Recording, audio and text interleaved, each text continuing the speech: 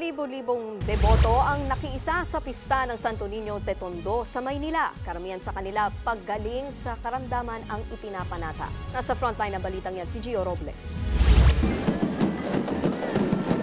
Dumadagundong na mga tambol ang sumalubong sa mga debotong nakiisa sa pista ng Santo Niño de Tondo sa Maynila kanina. Ang ilan hindi napigilang makisayaw.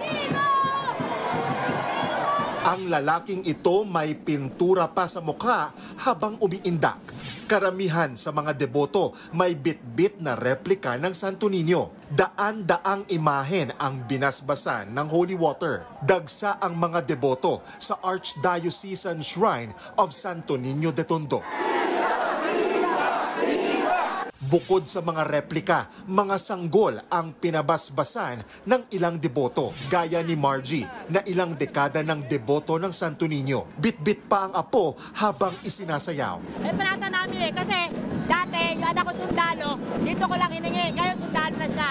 Ang mag-asawang sina Mau at Mark na taon-taong nagsisimba sa Santo Niño Parish, ngayon kasama na ang kanilang unika iha na si Queen. Hiling nila Para maging healthy siya. Lumaki siyang mabait na bata. hindi maubos-ubos ang mga deboto na dumalo sa oras-oras na misa sa Tondo Church. Ang ilang deboto may iniindang sakit. Dagdal po na sana humaba-haba pa ng konti.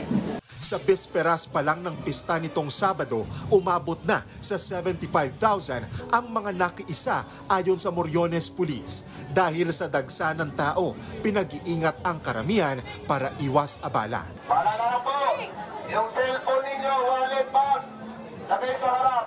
Andiyan ang kabataan, hindi deboto yan. Ang Santo Niño de Tondo ang ikalawa sa pinakalumang imahen ng Santo Niño sa buong bansa. Sumunod ito sa Santo Niño de Cebu at ikatlo naman ang Santo Niño de Arevalo sa Iloilo City. Nagbabalita mula sa Frontline, Gio Robles, News 5. Mga kapatid, Nikki de Guzman po, iba na ang may alam at may pakialam sa panahon ngayon.